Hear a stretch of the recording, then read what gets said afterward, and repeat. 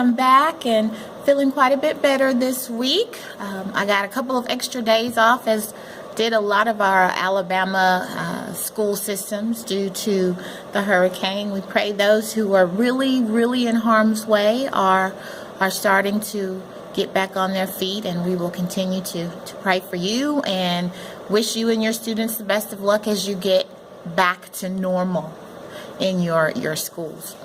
Being out for a couple of extra days always causes some commotion for students.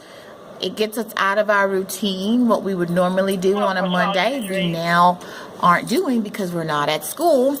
And so in some cases, it feels like starting over. Such has been the case this week. We started school this week on Wednesday.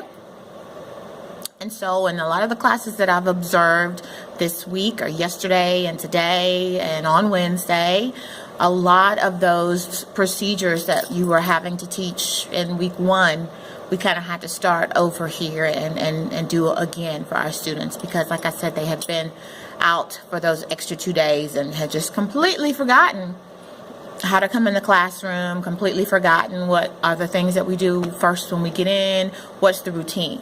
So for a lot of my teachers this week, we had to start over with basic routines, which we'll have to do again when fall break rolls around and spring break rolls around and Christmas break and Thanksgiving break. Such is life.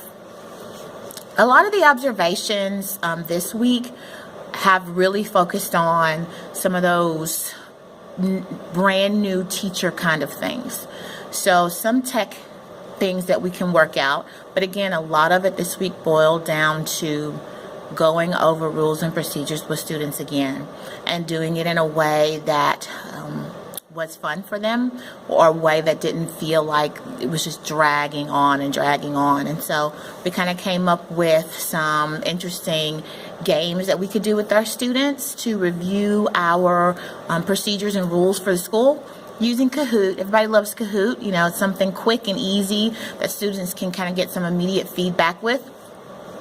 And that worked well in some of our classes.